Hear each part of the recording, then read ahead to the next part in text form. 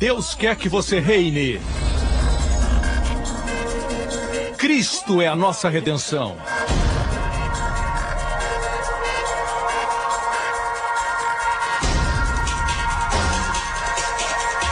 Deus é justo e faz o pecador justo.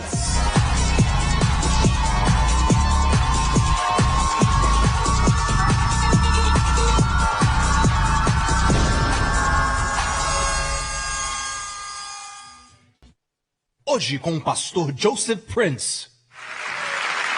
Aleluia! Glória a Deus, glória a Deus. Quando você olhar para a terra e você vê o que Deus está fazendo, começou em Jerusalém. Deus enviou o seu Filho para morrer pelos pecadores em todos os lugares do mundo. Mas em Jerusalém, é ali que Jesus morreu, fora dos muros de Jerusalém, bem no centro da terra. E o Evangelho, a Bíblia diz, foi para o Ocidente. Paulo queria levar para o Oriente, mas o Espírito Santo disse não é tempo ainda, vá para o Ocidente. E assim ele foi para o Ocidente, e Paulo foi martirizado em Roma.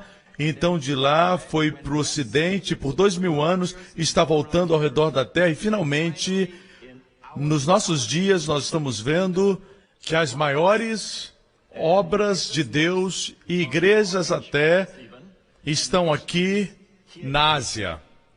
E Deus está, dessa forma, circulando por esses 2000 anos e trazendo para onde? Para Jerusalém, onde tudo começou, onde os judeus agora estão parcialmente cegos para com o Messias.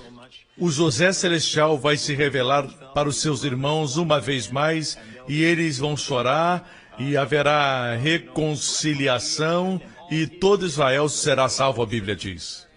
Eu não sei você, mas eu acredito que nós somos grandemente abençoados por estarmos nessa geração. Amém? E mesmo que você vivesse nos Atos dos Apóstolos, era a igreja na sua infância. Amém? Eles montavam jumentos para pregar o Evangelho. Eles caminhavam muito para levar as boas novas a um lugar.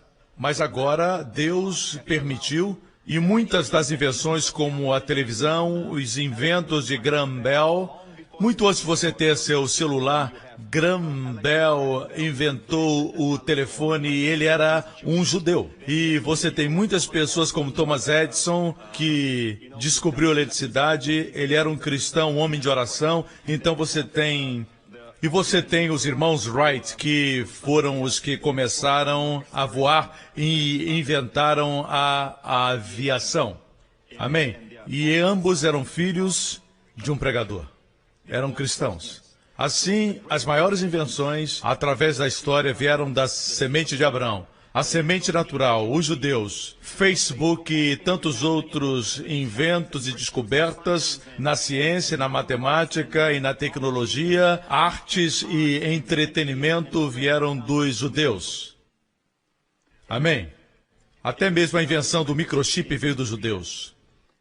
E a outra semente de Abraão, que é a semente espiritual, que é a igreja, o corpo de Cristo. Amém? Glória ao nome de Jesus. E aqui nós estamos levando o Evangelho, podemos impactar mais o que a igreja na sua infância, podemos proclamar o Evangelho através dos ares. O diabo odeia isso porque a Bíblia diz que ele é o príncipe dos poderes dos ares. Ele não quer que você use a televisão. Você sabe, quando a televisão foi revelada, muitos pregadores foram para o púlpito e disseram, isso é o monstro, é a caça do diabo. E o diabo diz, continue falando isso e deixe-me colocar o que eu quero na TV. Quando a TV não é uma invenção do diabo. Tudo que é moderno hoje você pode subir a escada, mas eu quero pegar o elevador. E o fato é que nós não somos estúpidos, estamos ancorados em Jesus Cristo, mas conectados ao nosso tempo. Nós vamos fazer uso de toda a invenção que Deus permitiu vir às nossas vidas. Todo dom perfeito vem de Deus, não é do diabo. Se você deixar, o inimigo vai tomar. Assim é hora do corpo de Cristo tomar conta das ondas de televisão e não colocar rock and roll, mas colocar Jesus Cristo. E a pregação de Jesus Cristo nas ondas de TV, como você tem experimentado, você não pode ser egoísta e manter aqui dentro a igreja New Creation. Amém? Nós somos abençoados para ser uma bênção. Muitos gostariam de ouvir o que você ouve. Temos que ter paixão pelo mundo inteiro. E para isso nós precisamos de todos vocês. O fato é que, à medida que aumenta, eu não posso estar em todos os lugares. Assim, nós precisamos de trabalhadores que possam ir para campo missionário na China, Taiwan, Hong Kong e outros lugares do mundo. E, ei, se você foi chamado por Deus para levar a palavra, deixe-nos saber, amém? Amém? Se você fala chinês, você não precisa falar chinês para ministrar lá, você pode ter um intérprete, até mesmo se você é um bom intérprete. Por que você acha que Deus colocou Singapura tendo como a língua principal o inglês e depois o chinês? Deus quer impactar a China. Posso ter um amém? Assim, para Deus seja a glória, amém? A seara está branca para a colheita, Deus está esperando os ceifeiros. Por que você tem uma ambição tão pequena? Amém? Existe uma eternidade do reino de Deus e nós vamos governar quando Jesus voltar. Amém? Esteja seguro que aquilo que você faz é algo que te satisfaz. Assim, quando você chegar no céu e trouxer sacos de ouro, os anjos vão olhar para aquele saco de ouro e dizer: você trabalhou sua vida toda para trazer o asfalto do céu? Você entendeu o asfalto? Porque nos céus nós vamos caminhar em ruas de ouro. Os anjos vão coçar a cabeça porque não vão entender sua prioridade. Amém? Amém, Pastor Prince. Boa pregação, aleluia. Veja Jesus e todo o seu amor. Essa é a razão por que nós estamos aqui. Glória a Deus. Abra sua Bíblia na Palavra de Deus, no livro de Romanos, capítulo 3. Romanos, capítulo 3. É importante para nós nos lembrarmos que não pode existir perdão, não pode existir remissão de pecados. Remissão significa enviar. Literalmente a palavra remeter quer dizer que os seus pecados são remetidos, são enviados para o esquecimento. Eles não vão voltar mais e o assombrar. Assim a Bíblia usa a palavra remissão de pecados. É a mesma palavra grega para perdão. Afemi, enviar para longe, remeter. Sem derramamento de sangue, a Bíblia diz em Hebreus, não há remissão ou perdão de pecados. Sem derramamento de sangue. Não tem que simplesmente ser sangue. Tem que ser sangue santo, sangue puro, sangue sem pecado. Sem o derramamento de sangue não existe remissão de pecados. Então nós vemos a história do Evangelho como Deus enviou seu Filho. Deus podia ter enviado Jesus como um homem já crescido. Mas isso não nos traria conforto, porque nós pensaríamos em alguém que é um ser do céu, mas não entende a mim como homem. Assim Jesus veio para passar por todas as emoções dos homens, para passar por todas as experiências de uma criança, de um menino, de um bebê, um menino, uma criança, um adolescente e um homem crescido. A Bíblia diz que ele passou por tudo. Ele passou por tudo como homem. Mas ele não é somente homem. Ele nasceu sem pecado no seu sangue. E qual o propósito de ter sangue? Porque sem derramamento de sangue não existe remissão de pecados. Você me escuta? Portanto, vamos seguir agora Romanos 3. Mas agora se manifestou sem a lei a justiça de Deus, tendo o testemunho da lei e dos profetas. Você lembra que paramos aqui? A última vez que eu preguei, Jesus no Monte da Transfiguração, ele era a justiça de Deus. Hoje eu e você recebemos o dom da justiça. No Monte da Transfiguração, ele estava cercado por Moisés, tipo da lei, e profetas por Elias. Amém? Elias era o representante de todos os profetas. Assim aqui, mesmo a lei, os profetas testemunhavam que a justiça de Deus tinha vindo como uma dádiva. Deus amou o mundo de tal maneira que ele deu. Amém? E todo o propósito dessa justiça, mas agora, significa o quê? Que existia um tempo em que essa justiça não estava disponível, mas agora está disponível. E é testemunhada pela lei e pelos profetas, não é contraditória a lei nem os profetas, é testemunhada pela lei e pelos profetas, mas esse dom da justiça é sem a lei. Sem a lei. Não é você crer em Jesus e manter a lei, mas é sem a lei. Amém? sendo testemunhado pela lei e pelos profetas. Eu quero me referir agora, bem rapidamente, para o meu texto favorito, Romanos 5,17, depois João 3,16, Romanos 5,17. Porque se pela ofensa de um só, sabemos que era esse homem, Adão, se pela ofensa de um homem só a morte reinou, se você alguma vez derramou lágrimas pela perda de um bebê, ou de um parente, um amigo, quando você chorar, lembre-se disso. Isso não tinha que ser assim. Deus nunca quis que o homem morresse. Você sabia que Deus chama a morte de inimigo? Deus odeia a morte. Jesus chorou num funeral. Ele se lembrou, isso não é o que o homem nasceu para experimentar. O homem nasceu para viver para sempre. Viver para sempre e para sempre forte, jovem e saudável. Esse é o sonho de Deus. O Pai sonhava com uma família de pessoas que para sempre seriam jovens, fortes, saudáveis e regeriam o universo com ele. Mas ele não criou robôs. Se ele tivesse criado robôs, ninguém pecaria. Todos obedeceriam, mas não criou robôs. Ele criou agentes morais livres, que podiam escolher o que quisessem. Não podiam escolher as consequências. Amém?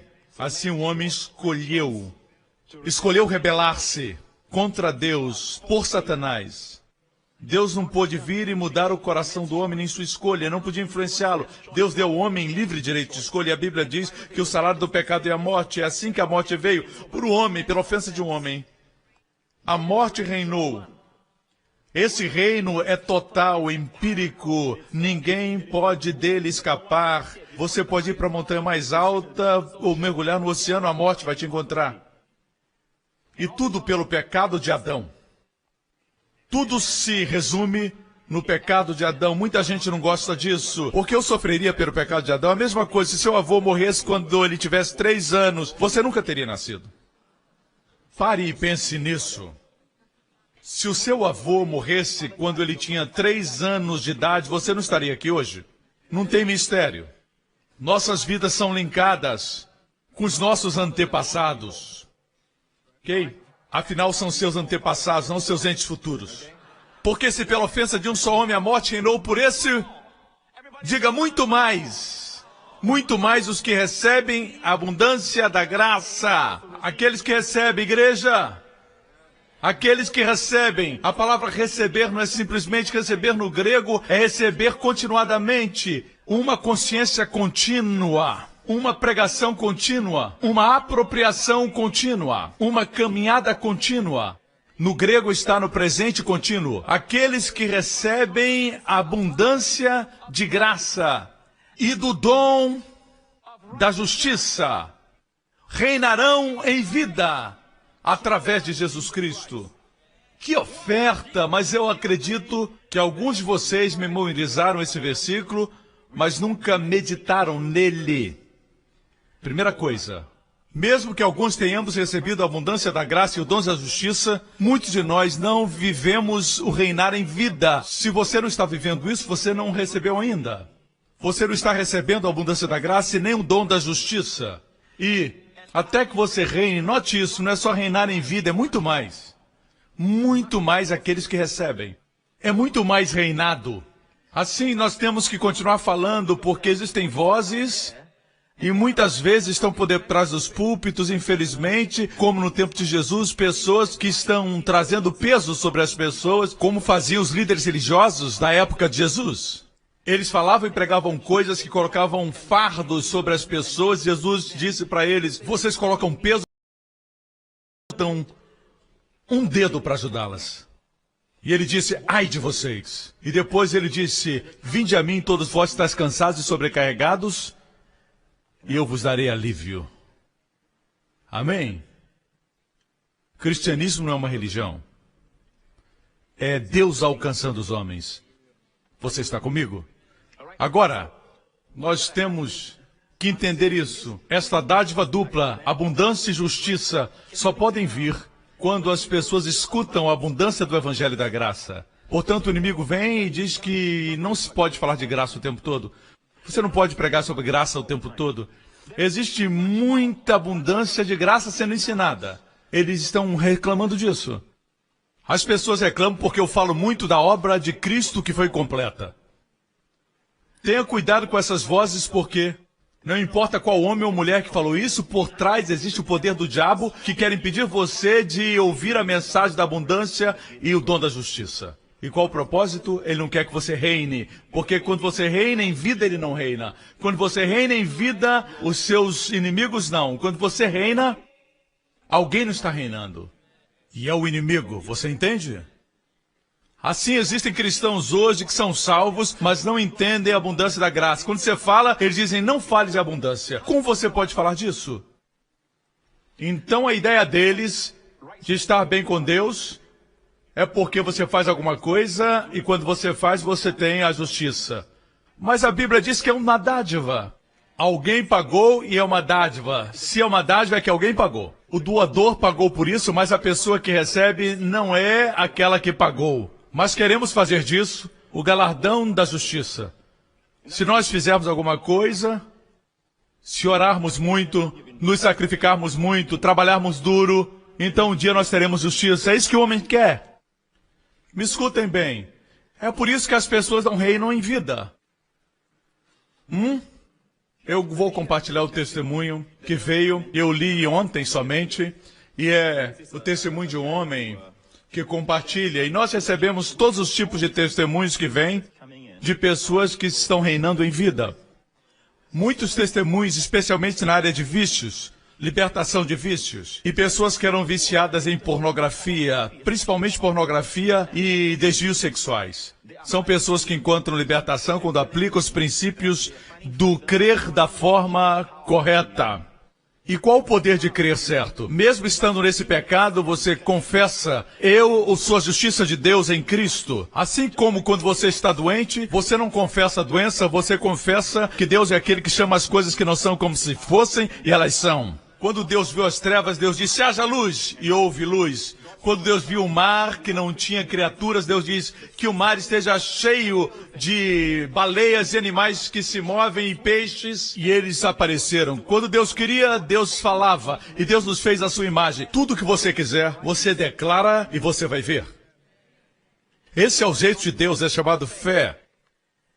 O homem caiu tanto que ele tem que ver antes de falar. Quando ele diz, está tão escuro porque ele foi feito à imagem de Deus, quando ele diz alguma coisa, se torna aquilo. Em outras palavras, por causa da incredulidade, nós estamos assim.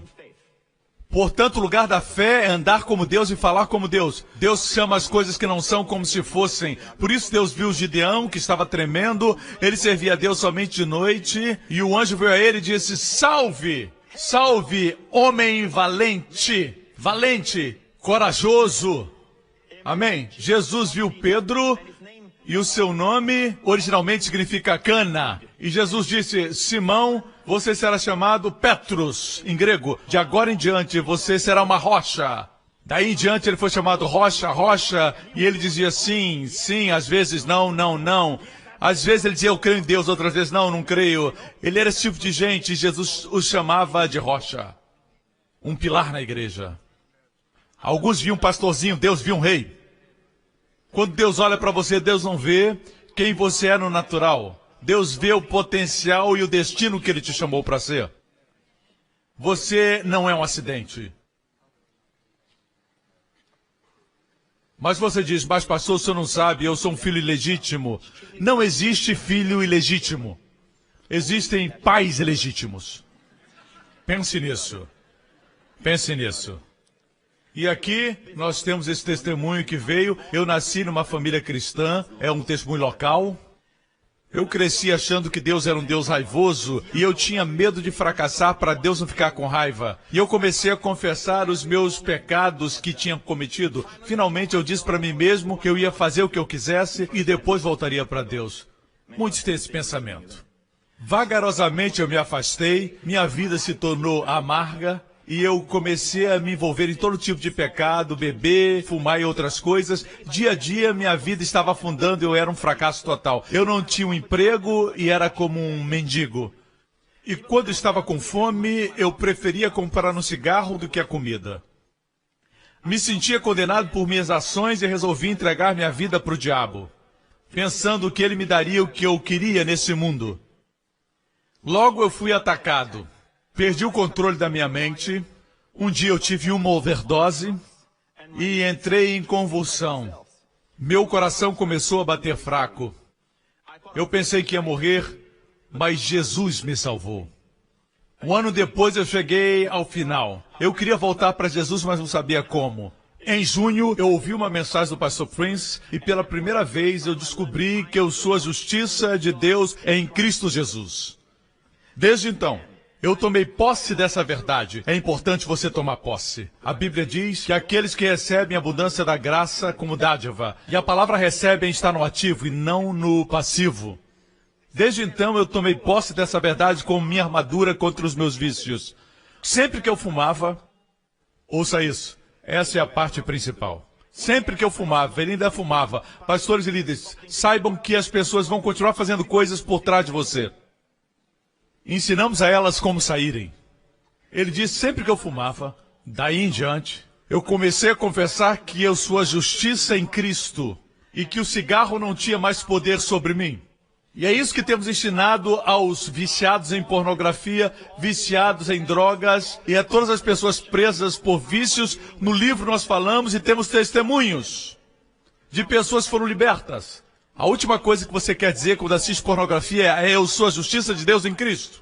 O inimigo vai gritar, hipócrita! Mas você sabe que se você confessar isso, você vai sair disso. Você vai reinar sobre isso. E você vai parar de olhar para a mulher como objeto e vê-las como pessoas e honrá-las e ter dignidade na vida. Quando você olha para pessoas como objetos, você se torna também um objeto. Eu comecei a confessar que eu sou a justiça de Deus em Cristo e o cigarro não tinha poder. Em 2 semanas depois eu fiquei livre. Nós estamos ouvindo tantos testemunhos dessa realidade e do que as pessoas fazem quando pecam. E as pessoas começam a chorar, a lamentar, confessam e dizem, Deus, eu sou um pecador, não sou digno, Deus me perdoa, como se Deus não quisesse os perdoar, em vez de confessar, porque é uma dádiva de justiça. Nada pode tirar de você a dádiva que Deus deu, Jesus fez por você. Assim, nada que você fizer faz você perder o dom. É o que Jesus fez. Se o que você faz pudesse tirar o dom, o que você fez não pode impedir de você ser pecador. O que o primeiro Adão fez foi tão poderoso que você não pode tirar fazendo certo. Você ainda é um pecador. Para nós dizermos que se alguém pecou, perdeu a salvação, não tem mais a justiça, é na verdade fazer o primeiro Adão maior do que o segundo Adão, que é bem maior. Está me acompanhando? Vamos concluir. Hoje eu reino sobre isso. Em 2 semanas todos os meus vícios me deixaram, hoje eu reino sobre isso. 2 anos já se passaram e a obra de Deus na minha vida continua a surpreender todos ao meu redor. Deus também abriu as portas para que eu pregue a palavra em Sri Lanka. Eu também agradeço e louvo ao Senhor Jesus por me libertar e me salvar. Pastor, eu lhe agradeço também por abrir as portas da beleza do amor de Deus para um homem como eu. Agora, se você olhar para o que falamos, o momento da mudança aconteceu quando ele começou a confessar, eu sou a justiça de Deus em Cristo. Muitos de vocês, quando vocês se tornam filhos de Deus, vocês são filhos de Deus. Deus não é mais somente Deus, Deus agora é o Pai de vocês. Por isso é importante que você obedeça ao Espírito do novo concerto, que diz que agora você é filho, você é um filho de Deus, nunca se chame pecador. Não diga, eu sou um pecador, salvo pela graça, eu sou, está no presente, você sabe disso. Eu não sou um pecador salvo pela graça, você era um pecador salvo pela graça. Agora não estou dizendo que você está livre do pecado, mas as suas ações não ditam a sua identidade em Cristo. Amém? Do mesmo jeito que quando no pecado você fazia algumas coisas boas, não te faz bom. Porque você algumas vezes fez o que era certo, não te fez bom. Você ainda era pecador. Assim, do mesmo jeito, agora que você nasceu de novo, escute, igreja, tudo que você fizer, escute. Existem consequências para o que você faz. Você pode ferir pessoas, pode ferir o seu futuro, os seus amados, o seu próprio corpo, a sua mente. O pecado é perigoso. Como vencer o pecado? Eu acredito na santidade, mas as pessoas diferem de mim porque as pessoas acreditam que é através da lei. Eu acredito que é através da graça. É só pela graça. Amém, igreja? Eu vou mostrar algo muito, muito poderoso. Olhe para Colossenses. O livro de Colossenses diz assim: pois nele, aqui o contexto se refere a Cristo, nele habita corporalmente toda a plenitude da divindade. Corporalmente. Em Cristo habita a plenitude do Deus triuno, corporalmente, em forma humana. Você sabia que, de todos os 4 evangelhos, os primeiros 3 são chamados sinóticos, mas o evangelho de João é especial. E os milagres no evangelho de João não são chamados milagres, são chamados sinais. Assim, o primeiro milagre de Jesus, transformar água em vinho, é um sinal. No final do Evangelho de João, ele diz que muitos dos sinais e das coisas que Jesus disse não foram escritas, porque se fossem escritas, nenhum livro do mundo caberia tudo. Mas estes foram escritos para que creiais, e crendo tenhais vida. Assim, os milagres no Evangelho de João são sinais que demonstram alguma coisa, que demonstram a sua divindade, porque o Evangelho de João trata da divindade de Jesus, o Filho de Deus, em corpo e forma humana. Ok? Olha isso. Qual o primeiro milagre? O primeiro milagre é transformar água em vinho. Certo? Agora, na ciência aprendemos destes componentes: tempo, espaço, força e matéria. Certo? Tempo, espaço, força, movimento, força, matéria. Rapidamente, olhe como aparece em João. O primeiro milagre, transformar água em vinho.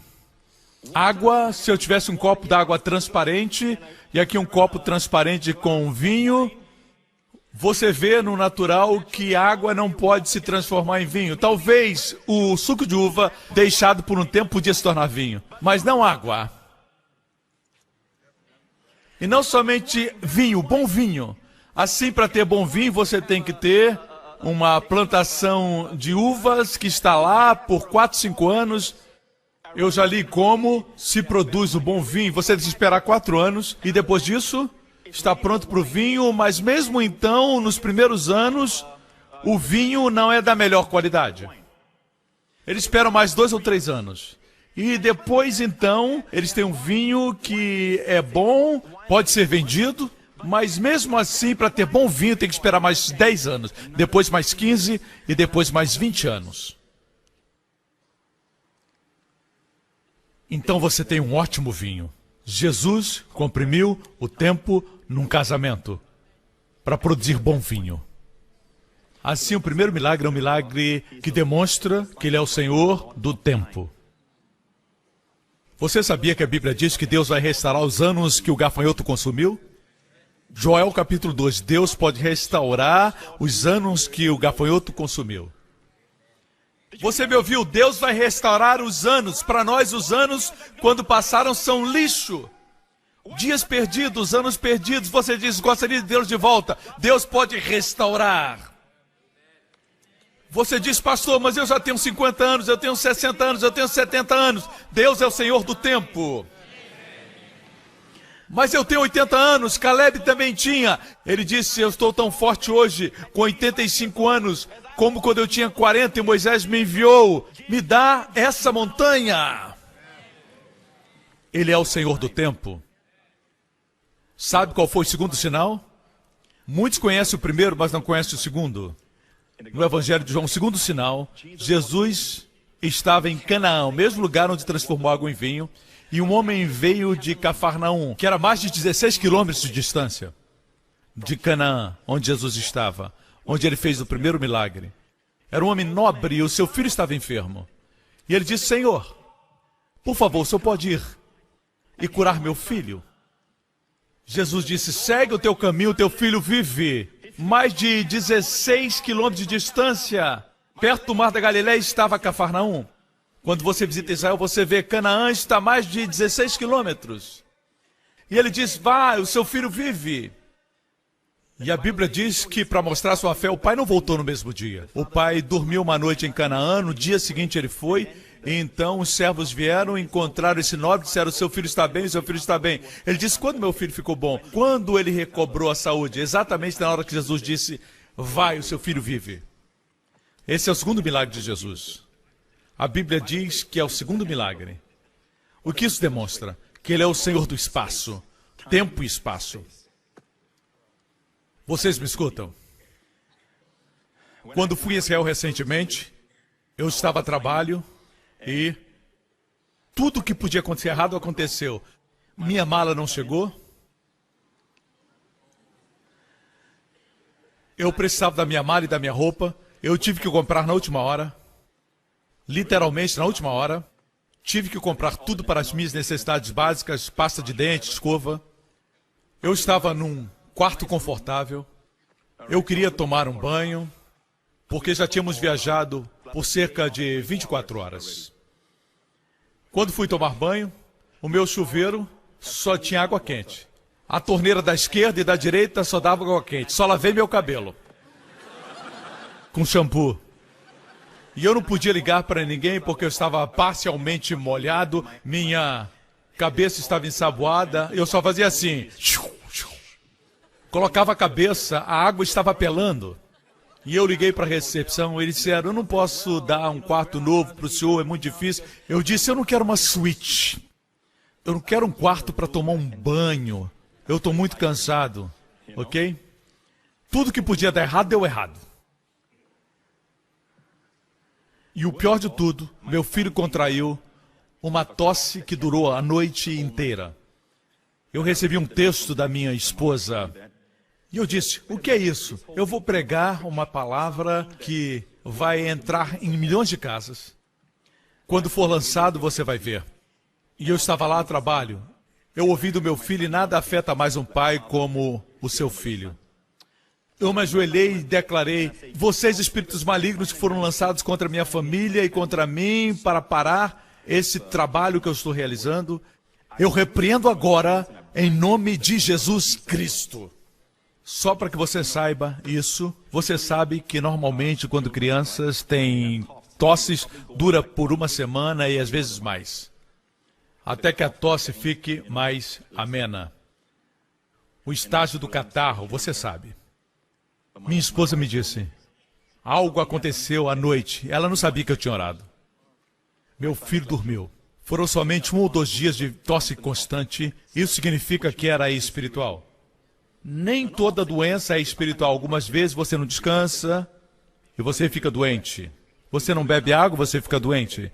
Você está desidratado. Muitas vezes é espiritual. Quando é espiritual, você tem que ir contra esse espírito.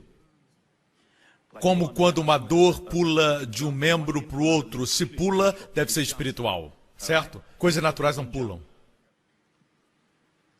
Amarre esse espírito pulador em nome de Jesus. Amém? Amém? Assim.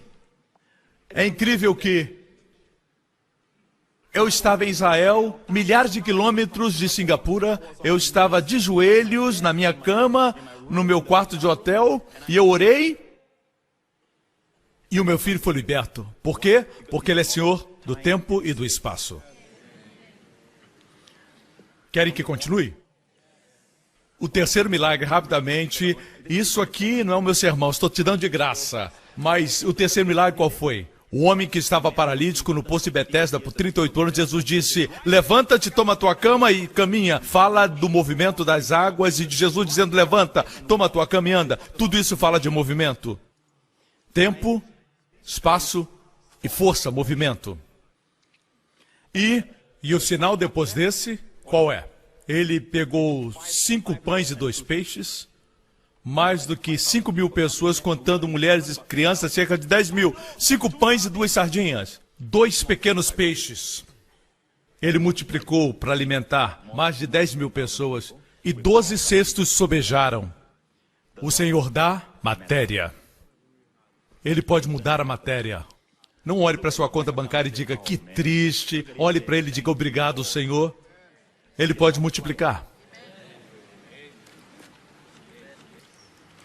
Cientificamente comprovado. Assim nele, veja, você me distraiu, porque nele habita corporalmente toda a plenitude da divindade. E você, filho de Deus, está perfeito em Cristo.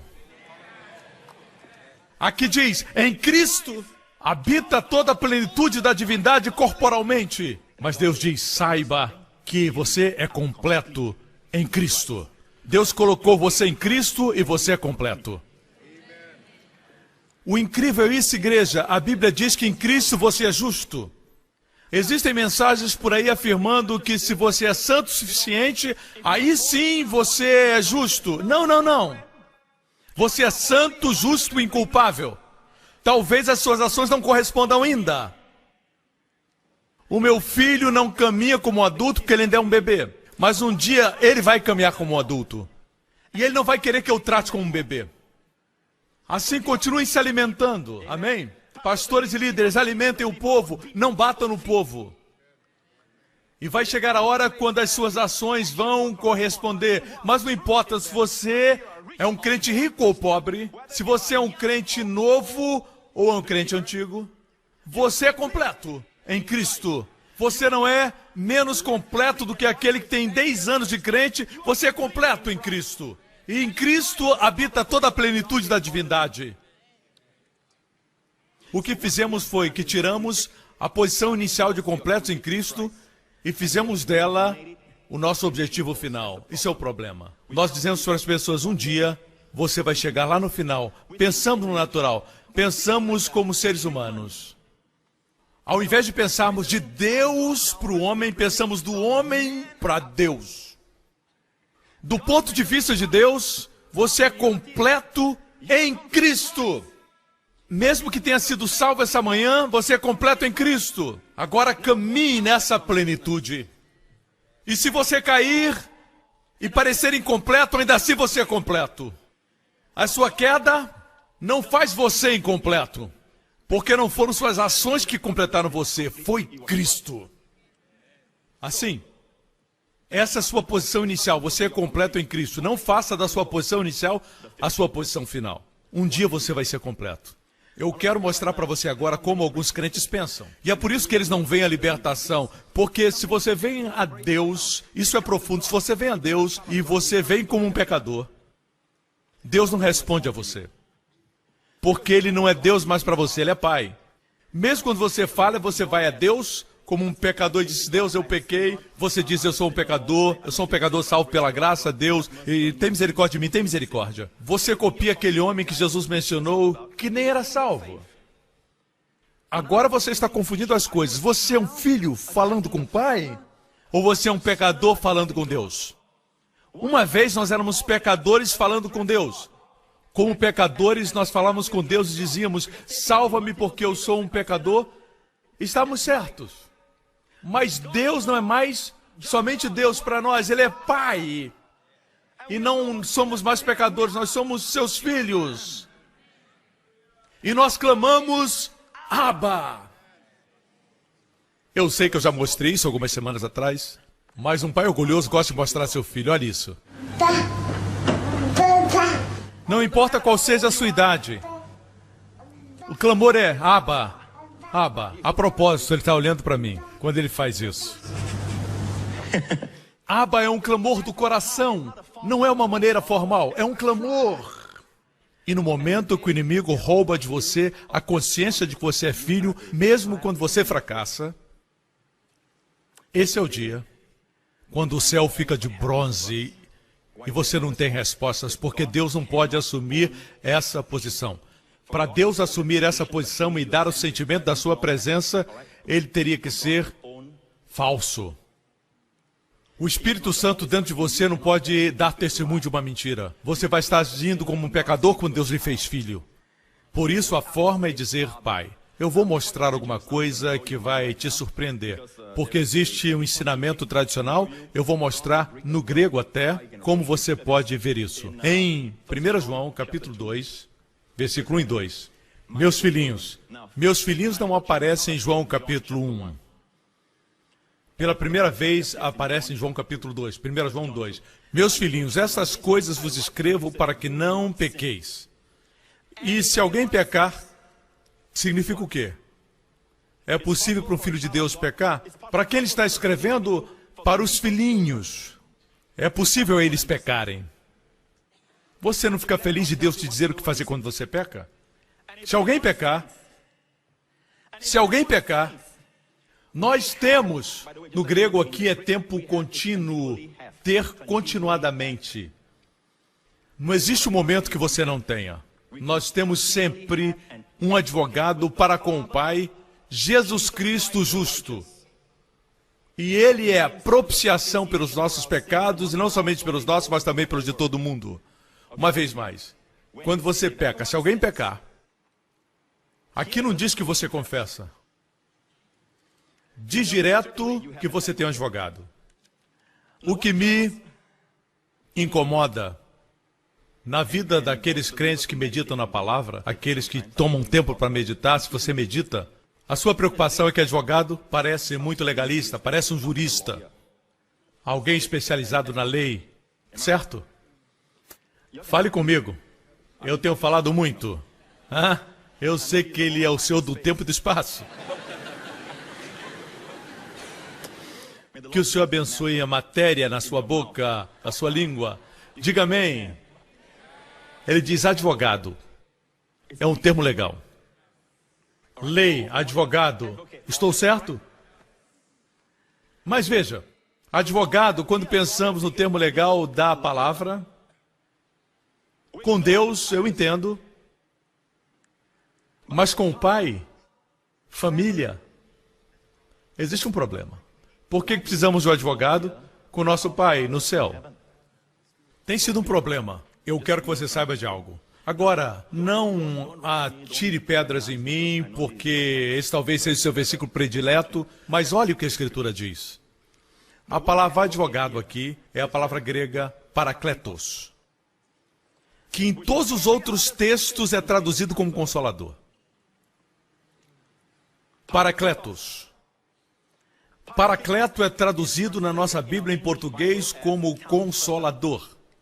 Agora, isso traz à sua mente Jesus compartilhando com seus discípulos no cenáculo, na noite que ele foi traído, e ele compartilha, eu vou, mas vou enviar o Consolador.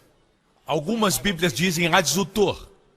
Não diz que ele vai mandar o advogado. Uma das ideias que as pessoas têm a respeito do Paráclitos, para é como para eclesiástica, para organização, significa vir ao lado, no grego. Kletos é ajuda.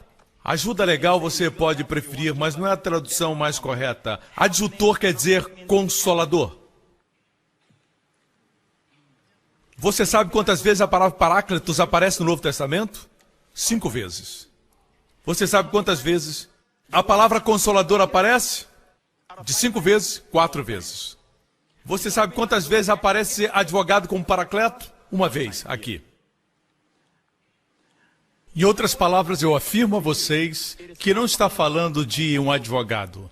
Aqui está de onde vêm os ensinos errados. O inimigo vem e diz para Deus, Matthews pecou. É Matthew, esse irmão que parece com Arão, o sumo sacerdote, com a sua barba, que diz, eu sou o sumo sacerdote. E o diabo diz, ele pecou. E Jesus diz, Pai, mas olhe para as minhas mãos. E Deus diz, ok, o caso está encerrado, o diabo vai procurar outro e diz, Maria pecou. Nós temos a ideia de que um dia o diabo vem e volta da presença de Deus. Você já ouviu isso? E Jesus é o nosso advogado. Isso não é verdade. Eu nem acredito que Satanás vai à presença de Deus mais. Você pode me mostrar Jó capítulo 1, e eu concordo que existia um tempo quando os anjos se apresentavam a Deus e Satanás veio. Mas isso foi antes da cruz. Existe uma referência no livro de Hebreus que a Bíblia diz que Deus foi aos céus e ele purificou as coisas celestiais com seu sangue. Por que você purificaria o céu se o céu é santo, o céu é limpo? Por que você limparia alguma parte com seu sangue? Eu digo a você que esse lugar é onde Satanás ficava. originalmente pertencia a Adão. Deus deu a Adão acesso aos céus, mas Adão cometeu o pecado e deu essa posição para Satanás, que pertencia a Adão. Assim, Satanás tinha o direito de ir diante de Deus e acusar os santos de Deus. Mas hoje não é assim. Jesus foi ao santuário e purificou aquele lugar, e é um tipo do Antigo Testamento onde o sumo sacerdote aspergiu sangue 7 vezes. É exatamente o que Jesus fez. O inimigo não pode estar mais lá. Em Apocalipse diz que o acusador foi expulso. O acusador foi expulso do céu. Então, o que significa esse versículo? Temos um advogado, um consolador. Agora, 5 vezes aparece, 4 vezes se refere ao Espírito Santo, 1 vez se refere a Jesus. Nós temos um consolador com o Pai. A preposição é importante no grego. No grego é a palavra pros, que quer dizer para com o Pai. Vamos ilustrar. Suponhamos que existe um menino de 10 anos que ele se comporta mal. E eles estão na mesa de jantar e o pai diz, levante e vai para o teu quarto. Vai lá para cima. O menino se levanta. Isso pode acontecer, né? O pai o disciplinou, vai para o seu quarto. E o menino vai para o seu quarto. A mãe segue a ele. E o menino está chorando. A mãe vem e o conforta. A mãe não está dizendo, você está certo em se rebelar? Seu pai não sabe o que está fazendo? Isso não seria bom. Jesus nunca vem e conforta o nosso pecado. Ele conforta-nos. Ele nos lembra. Como nos conforta? Ele nos lembra do que ele fez. Mas ele nunca apoia o pecado. Mas ele está lá mesmo quando você peca. Aqui fala de quando você peca. Assim a mãe, ela diz, vamos, eu vou com você. Até Abba, até o papai. Eu vou com você, irei ao seu lado até o papai. Isso dá à criança confiança. Ter a mãe confortadora ao seu lado. É isso que Jesus está fazendo. Se alguém peca. Você entendeu, já posso ir embora.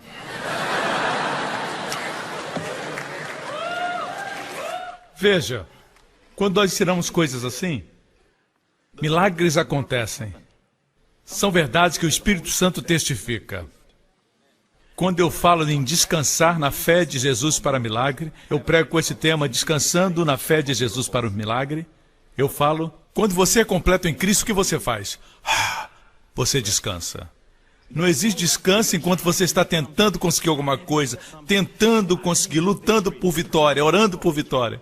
Mas existe descanso quando você ora da posição da vitória. Você ora, mas você não vai lá e joga seus pedidos a Deus de qualquer jeito. Você vem e você sabe que Ele te ama. Você vê um Pai. Não fale Deus do Universo, Ele é o Deus do Universo. Mas você não pode permitir que a forma como as pessoas o veem é como você o vê. Você tem um relacionamento diferente. Ele é seu Pai que te ama e quer ouvir sua voz. Em Cantares de Salomão, diz assim... Deixe-me ouvir sua voz. Antes de dizer, deixe-me ouvir sua voz, ele diz, deixe-me ver sua face. Deixe-me ver seu rosto e deixe-me ouvir sua voz. Note a ordem. Primeiro é sua presença que ele quer, não sua voz. Uma coisa é minha filha Jéssica falar comigo lá da escada da sala da minha casa. E eu estou no quarto. Pai! Sim, eu prefiro que ela venha na minha presença. Eu não quero falar, apesar de ouvir sua voz. A Bíblia diz que Deus quer ver sua face, então Ele quer ouvir sua voz. Quando você vem a Deus e tem um pedido de oração, deixe que Ele saiba que você o ama. Quando você vê a sua presença, pare aí e diga, eu te amo. Ele é um Deus que deu Jesus para morrer pelos seus pecados. Agora Ele é seu Pai. Fale com Ele e diga, Pai. Tenha consciência de que Ele ama você infinitamente e Ele não encontra falha em você. E Ele gosta quando você vem a Ele. Ele se alegra quando você confia nele. Entenda isso e veja as suas orações respondidas. Quando você vem como um estranho, você vem a Ele como Deus. Você sente uma distância. É uma mentira, isso é uma mentira. Deus não pode honrar uma mentira. Deus não pode honrar esse tipo de oração. Responder esse tipo de oração é desonrar a sua pessoa. E essa é a razão por que você não vê resultados. Muitas vezes, não são as palavras que você fala, mas chegar à sua presença e dizer, Pai, e saber que Ele te ama. A nova aliança não fala do seu amor para com Deus, mas do amor dele para com você. E saber que ele quer ouvir minha voz, ele quer ver o meu rosto. Muitas vezes, quando eu oro, eu digo, Pai, eu te agradeço por me amar. Quando eu agradeço pelo amor dele, me dá um sentimento de que ele me ama. Antes de qualquer pedido, eu tenho que ter esse sentimento. Tenho que ter o sentimento que ele quer que eu esteja na sua presença. Ouvir a minha voz, ver minha face e ouvir minha voz. Eu preciso disso. Que essa é a confiança que temos nele. Se sabemos que ele nos escuta, também sabemos que temos os pedidos respondidos. É incrível esse testemunho que vou compartilhar agora. Tá tudo bem? Esse testemunho é de Honolulu.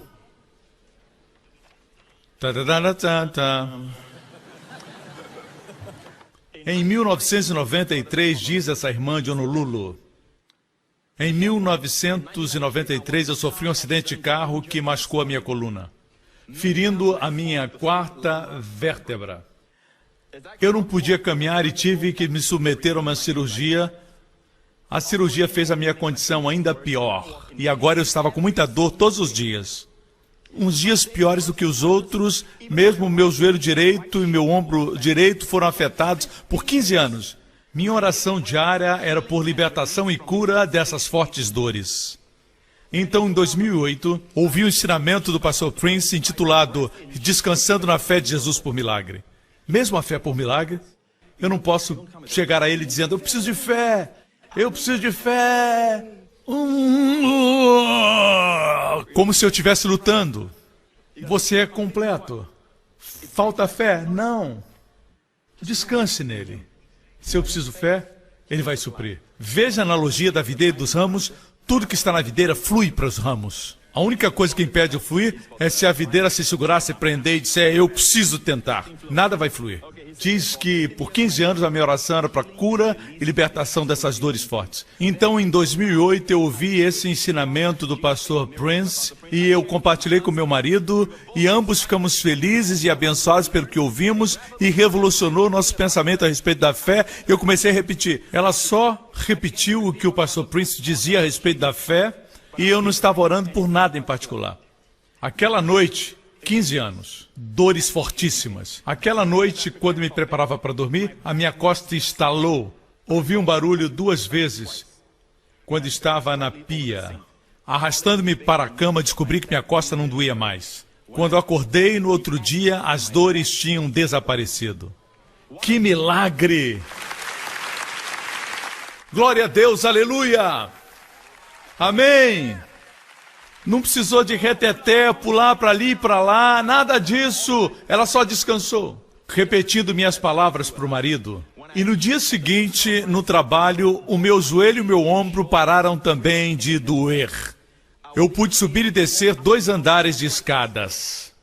Estou muito grata pelos ensinamentos a respeito da graça do pastor Prince. Que bênção. Glória a Deus, obrigado, Jesus. Veja, igreja.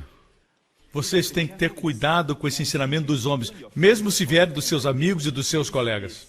Este não é um ensinamento natural. Graça não é natural. O que é natural é isso. Faça o seu melhor para agradar a Deus. E um desses dias, quando Deus perceber que você é sincero, que você é dedicado, e você for mais completo do que o John ali, ou da Lúcia que está ali, você vai conseguir. Aleluia.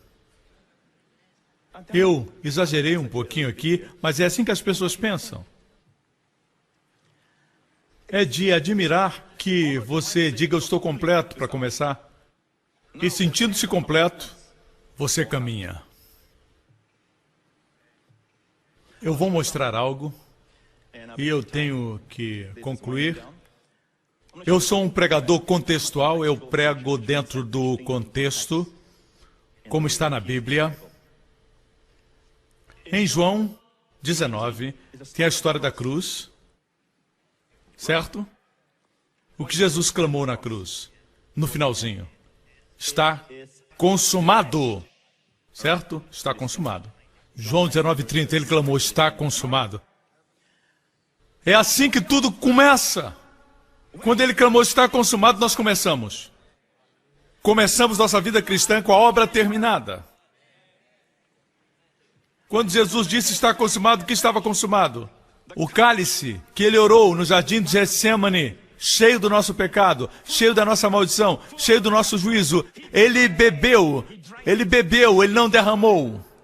Até a última gota. Está terminado, o juízo foi embora, não existe mais juízo. E as exigências da lei satisfeitas. E a santidade de Deus magnificadas. Porque a santidade de Deus diz, se você pecar, você morre, e ele morreu. Deus não disse, eu vou fazer um acordo quanto à minha santidade. Não, Jesus morreu no nosso lugar. A santidade de Deus foi magnificada. O amor de Deus expressado pelo homem pecador. Está consumado. A primeira palavra registrada quando ele tinha 12 anos foi, não sabeis que eu tenho que cuidar dos negócios do meu pai? Foram suas primeiras palavras registradas. Suas últimas palavras foram, está consumado. Na vida terrena, o que foi consumado? Os negócios do pai. Ele perdoou nossos pecados de forma judicial. Então, João 19, então ele levantou dos mortos no terceiro dia. Os discípulos tinham medo, estavam no cenáculo, se escondendo, estavam com as portas fechadas. Jesus apareceu.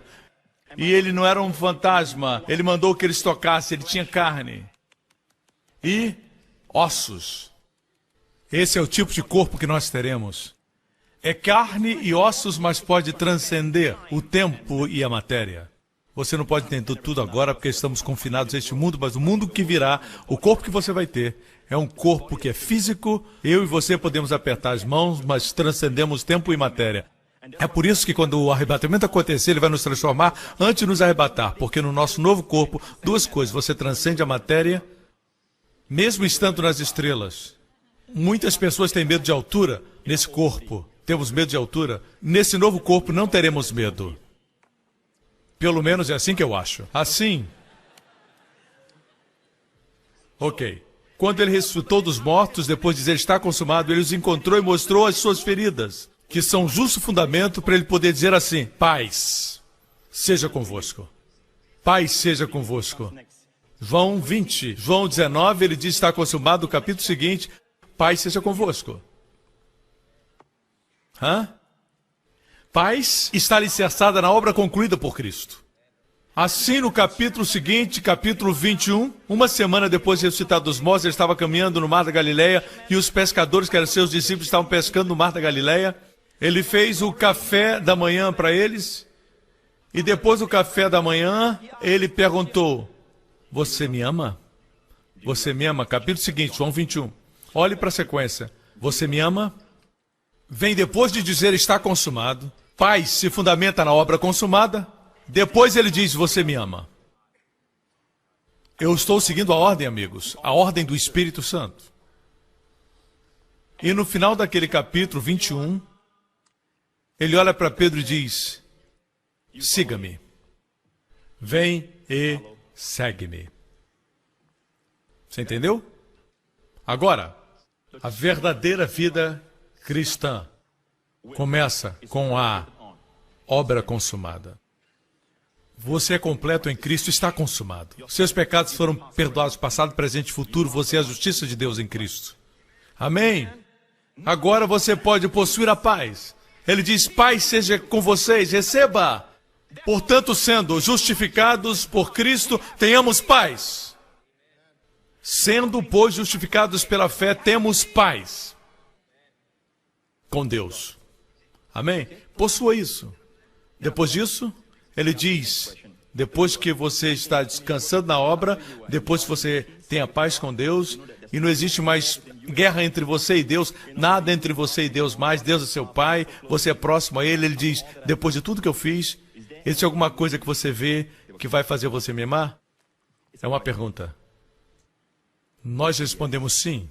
Então ele pergunta, você me ama? Então, quando você diz, eu te amo, Ele diz, siga-me. Você entendeu? Deixe-me dizer algo. O ensino cristão tradicional diz, comece aqui, comece seguindo a Cristo. Vocês são muito preguiçosos para seguir a Cristo.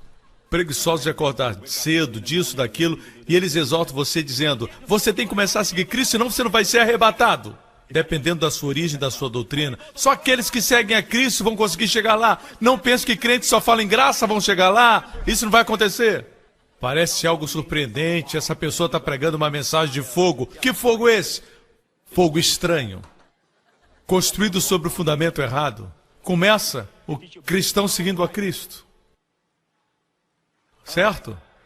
E fazer o melhor para amá-lo. Fazer o melhor para amá-lo e depois você vai ter paz. Quando o trabalho for terminado. Não ria. Muitos de nós ainda cremos assim. E eu mostrei a sequência aí da aparição dessas palavras. Não é no natural. Veja, se nós abrirmos o cérebro de um cristão, fizermos uma cirurgia e tirarmos o cérebro e lavar com detergente do sangue de Jesus e depois colocarmos o cérebro ao contrário, todos os crentes se tornariam crentes vitoriosos dessa semana em diante. Pensaríamos como Deus. Tem alguns que pensam, quanto mais eu falo quem eu sou e que eu fiz, maior eu me torno. Jesus diz que quanto mais você o conhece e o serve, maior eu me torno. É tudo ao contrário. É como na cadeira do barbeiro, que quem está nessa cadeira levanta a cadeira e você olha e levanta a sua, e ele olha e levanta a dele, e no final você faz a sua maior. Não brinque assim. Amém? Por que olhar para o outro? Olhe para Jesus. Desapontamentos vêm quando você se compara com outros. Você entende isso? Essa é a sequência. Começa com está consumado. Amém, igreja? Agora, existiu um homem. E este homem foi pego desobedecendo a lei do seu país. Obviamente, foi uma desobediência de uma lei nova. E ele não negou que quebrou a lei.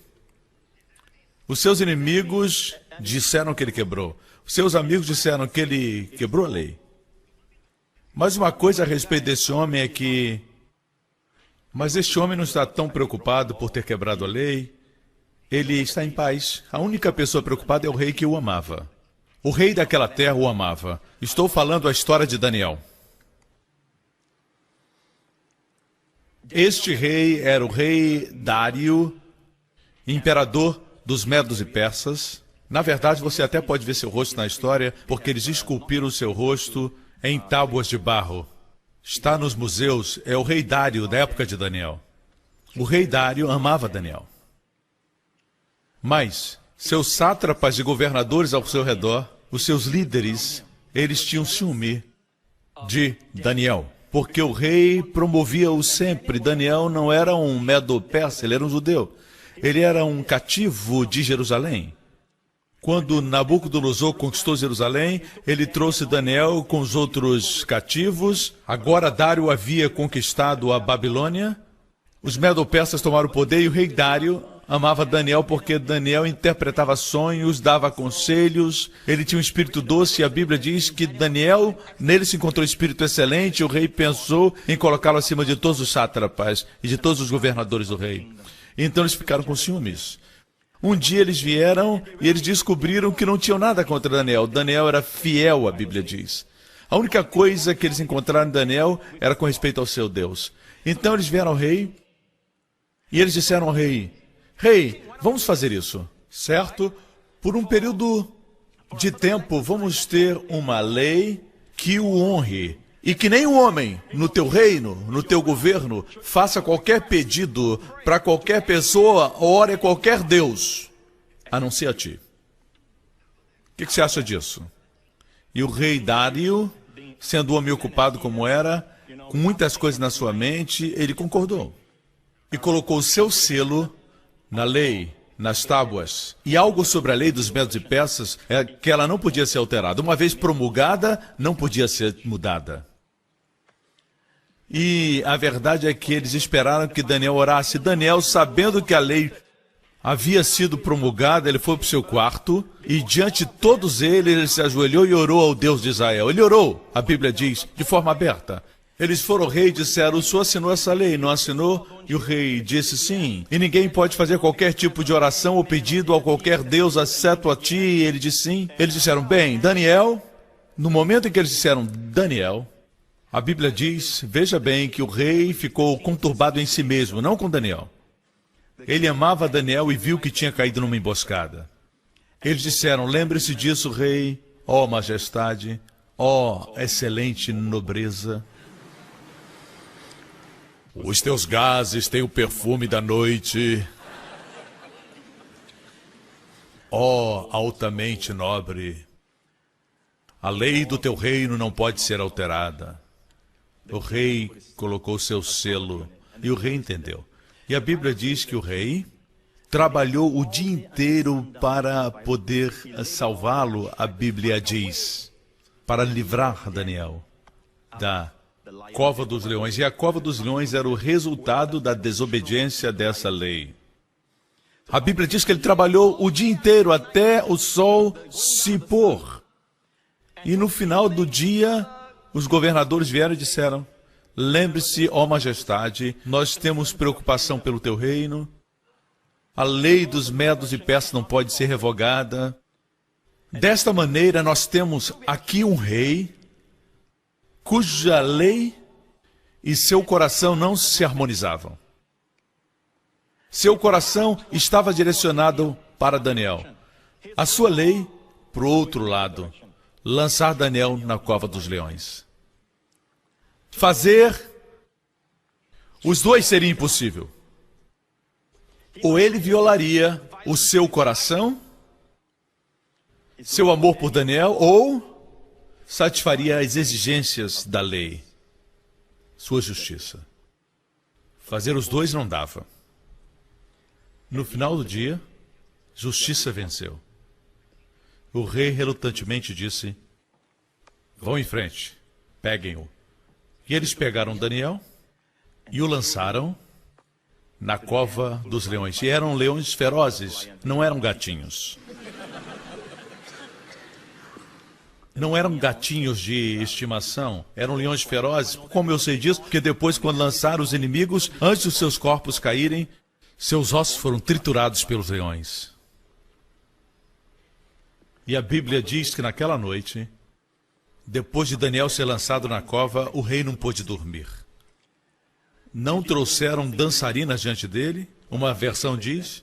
Não trouxeram instrumentos para ele, o seu sono sumiu, não podia dormir. Quando Daniel foi lançado na cova dos leões, a palavra do rei para Daniel foi essa: o teu Deus, a quem tu serves continuamente, te livrará. E a Bíblia diz que ele não pôde dormir aquela noite. Na manhã seguinte ele se levantou e ele foi rapidamente, a Bíblia diz, para a cova dos leões e ele diz, ó Daniel, o seu Deus lhe livrou. Vamos ver a história aqui. E pela manhã cedo se levantou e foi com pressa à cova dos leões, e chegando-se à cova, chamou por Daniel com voz triste, e falando o rei, disse, Daniel, Daniel, servo do Deus vivo, dá-se o caso que teu Deus a quem serves tenha podido livrar-te dos leões? Então Daniel falou ao rei, ó rei, vive para sempre, o meu Deus enviou o seu anjo e fechou a boca dos leões, para que não me fizessem dano, porque foi achada em mim inocência diante dele, e também contra ti, ó rei, não tenho cometido delito. Então o rei muito se alegrou, não estava só alegre, mas muito alegre, e mandou tirar Daniel da cova. Assim foi tirado Daniel da cova, e nenhum dano se achou nele, porque crerá no seu Deus. Olha isso. E ordenou o rei, foram trazidos aqueles homens que tinham acusado Daniel e foram lançados na cova dos leões. Eles, seus filhos e suas mulheres, e ainda não tinham chegado ao fundo da cova, quando os leões se apoderaram deles e lhes esmigalharam todos os ossos. Como disse para vocês, esses eram leões ferozes, que não tinham comido por dias. Agora, A Bíblia registra que, por 2 vezes, o acusador veio para lembrar que a lei não podia ser revogada. Só a título de ilustração, olhem para mim, eu já vou terminar com isso. Suponha que, entre a primeira vinda para lembrar ao rei e a segunda, entre essas duas o rei lançasse Daniel na cova. Ok?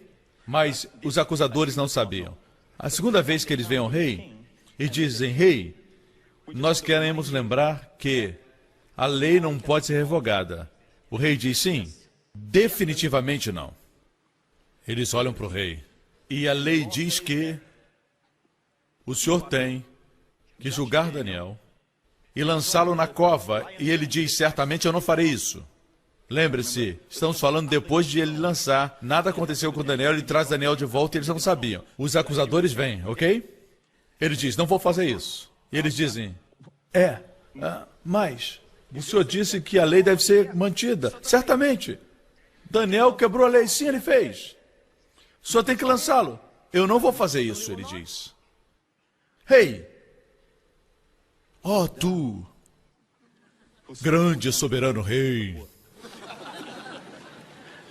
Você sabe como são os puxa-sacos? Rei, estamos preocupados e zelosos por tua honra. Vai colocar uma mancha no teu nome, na tua dinastia. E vai ser uma grande desgraça sobre a tua honra se o senhor não lançar. Não. Eu fui tão justo ontem quando lancei como sou hoje. Eu sou tão justo em não o lançar. Sabe por quê? Porque ele já cumpriu a sua pena. Vamos parar aqui e vamos concluir. O que aconteceu com Daniel aconteceu conosco por substituição. Jesus é o nosso Daniel.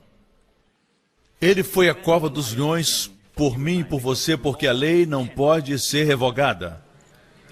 Mas todos nós quebramos a lei. A lei do reino, todos nós, certo? E ao invés de nós irmos, Jesus foi no nosso lugar. Cristo morreu por nós.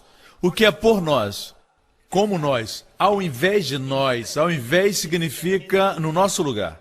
Assim, como Daniel, Jesus foi para a cova dos leões, a cruz, e levou todo o juízo que era para mim e para você, porque quebramos as leis da nossa vida, violamos os mandamentos. Amém? Ele assumiu o nosso lugar, ele foi punido da forma mais rígida por nossos pecados, e então ele clamou, consumado. E o rei, Deus o Pai, o levantou da morte, do lugar do julgamento, a cova dos leões. Amém? E ele fez tudo isso não por si mesmo, ele fez por você e por mim. Assim, o acusador agora, às vezes vem pelo lábio de pessoas, mas o acusador que está por trás é o diabo, que é o acusador. E ele vem e diz, mas essa pessoa quebrou a lei. E ele vem e diz, essa pessoa fez isso, fez aquilo. Deve ser punida. E Deus diz, não, não vou puni-lo. E quando eu digo que não vou puni-lo, eu sou tão justo quando enviei meu filho à cruz para morrer pelo pecado dele. Hoje eu sou justo em não condenar o meu povo. Se eu condenar meu povo, quando o substituto já foi condenado por seus pecados, seria uma execução errada da justiça. Eu seria injusto. Eu seria injusto. Assim eu não posso ser injusto. Seria uma mácula no nome santo e no trono do Deus vivo que criou os céus e a terra. Eu não posso julgá-los, eu não posso condená-los. Quando eles creram no meu filho, na minha dádiva, no substituto, e por causa disso eu sou tão justo em os livrar da culpa, como eu sou justo quando enviei o substituto no lugar deles. Você entende isso? Quando eu estava lendo isso, ontem o Senhor falou comigo e disse, meu filho, veja o que acontece com os acusadores. Eles foram lançados, com suas mulheres e filhos, na cova dos leões. E deixe-me dizer algo, igreja. Quando nos referimos a um filho de Deus, o que Deus purificou não chama impuro. Você não sabe a história toda, você não sabe o que aconteceu, não seja um acusador, não faça o trabalho de Satanás. Ok? É um perigo, um perigo. E nós sabemos quem é o leão hoje. Quem vai como leão rugindo, mas aqueles que ele pode devorar são aqueles que acusam, que são como ele. Outra coisa, você não deve se autoacusar. E todo o povo diga amém. Agora, concluindo, eu queria muito fazer isso, mas o tempo é escasso. Eu quero que você fique confortável. Uma vez mais, eu vou mostrar aquele vídeo que nós fizemos há mais de um ano, que apresenta Jesus na cruz. E eu quero que você se sente e veja isso. E se lembre que o que ele fez foi por você e eu. Amém.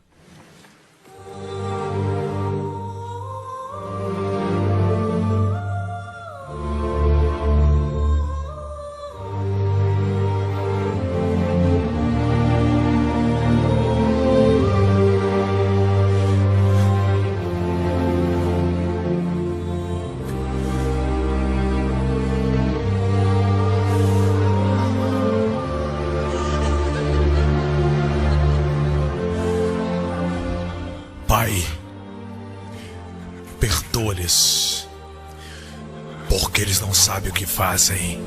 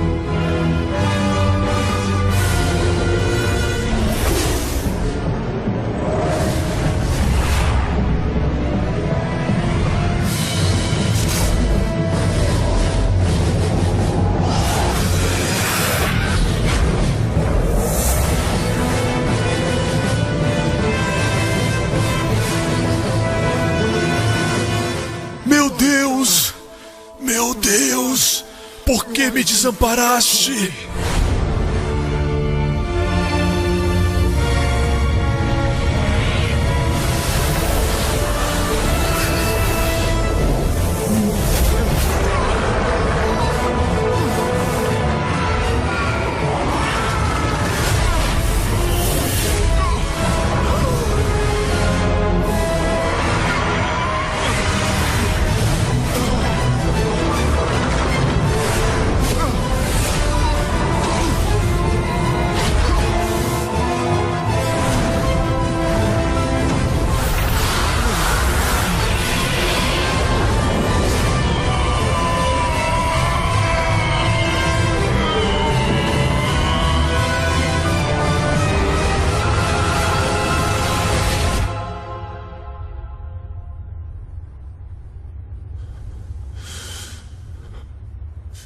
Está consumado!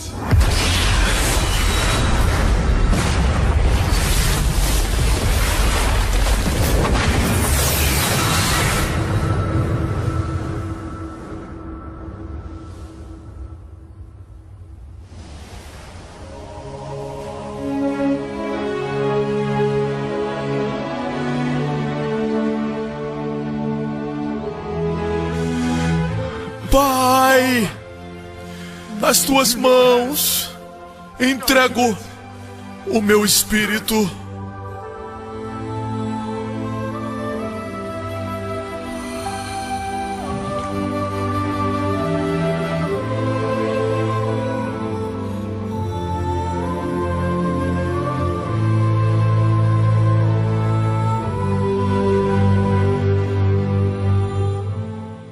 Glória a Deus. Essa é a razão por que já vou despedi-los, mas essa é a razão porque você nunca pode permitir que o diabo ou alguém te condene ou te acuse. Quando você não é consciente dessas verdades, quando você não está escutando o Evangelho constantemente, não uma vez ou outra, mas constantemente, você não vai estar fortalecido pelo que Cristo fez por você. E assim, quando você não está forte, o diabo vem e põe coisas em você e na sua família. Mesmo enfermidades foram levadas por Jesus. Quando você descobre isso, você se firma e diz: se Ele levou minhas enfermidades, eu recebo a minha cura. Ele já pagou. Você quer receber o dom da justiça? É seu. A razão por que nós estamos dizendo que não existe condenação é porque agora não existe condenação. Para você e eu, que somos crentes em Jesus Cristo. Falamos isso porque Deus é santo.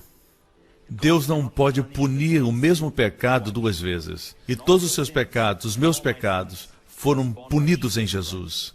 E Ele foi punido antes de nós cometermos pecados, antes de nascermos. Deus viu nosso pecado e colocou nele. Por que ele foi condenado? Porque nossos pecados foram punidos. Então, portanto, agora, porque Deus é santo, não há condenação para você e para mim, em Cristo. Posso ter um amém? Agora, escute.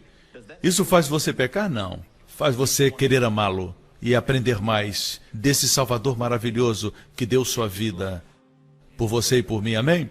Em todo esse auditório, eu gostaria de levar você que nunca aceitou Jesus como Senhor a recebê-lo como Salvador pessoal, porque o que Ele fez por você como substituto ainda não se tornou realidade, ainda não aconteceu na sua vida, porque você ainda não fez seu substituto, você não fez seu Salvador. E se você gostaria de receber o que Ele fez, faça essa oração comigo agora, ninguém olhando para os lados. Não vá para o inferno por causa dos outros, nada vale mais do que sua alma.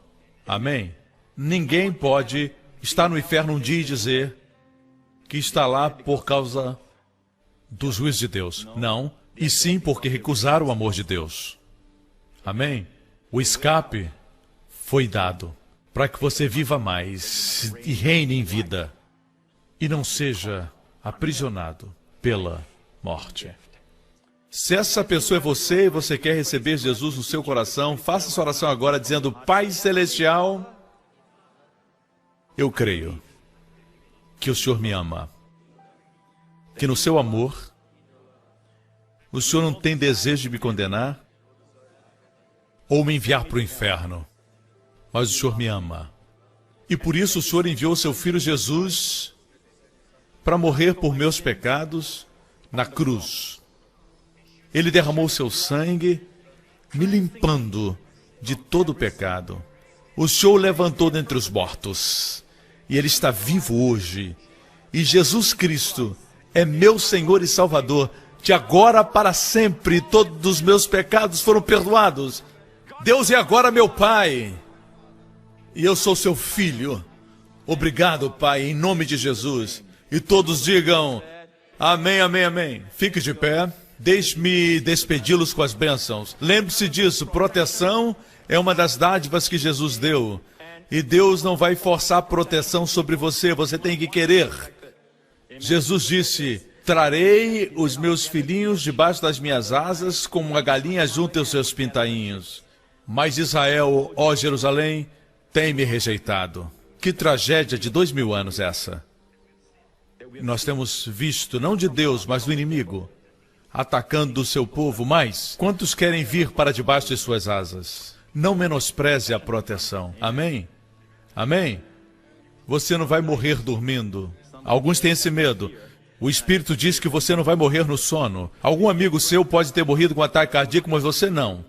Você sabe quem você é. O Espírito me diz para dizer isso. Levante sua mão agora nesse lugar. Nessa próxima semana, que o Senhor o abençoe com as bênçãos de Abraão e as bênçãos de Deuteronômio 28, e o Senhor Ele mesmo mantenha você, que Ele guarde você, que você seja protegido de todo acidente, perigo, enfermidades, doenças, do homem mau e dos poderes das trevas e do maligno.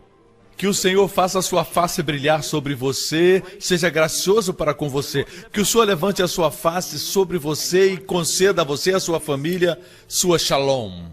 Em nome de Jesus. Filhos de Deus, lembrem-se de chamá-lo Pai e sentir seu amor. Amém. Deus abençoe. Obrigado por sintonizar no programa de hoje com o pastor Joseph Prince, da igreja New Creation. Estamos certos que você foi abençoado. Para mais informações sobre a igreja New Creation, acesse o nosso website newcreation.org.sg. Lá você poderá se inscrever no nosso devocional diário do pastor Joseph Prince. Seja incentivado e fortalecido todos os dias e saiba o quanto Deus lhe ama através destes devocionais. Acreditamos que o seu dízimo pertence à igreja a qual você frequenta. E oramos para que você seja grandemente abençoado, altamente favorecido e profundamente amado.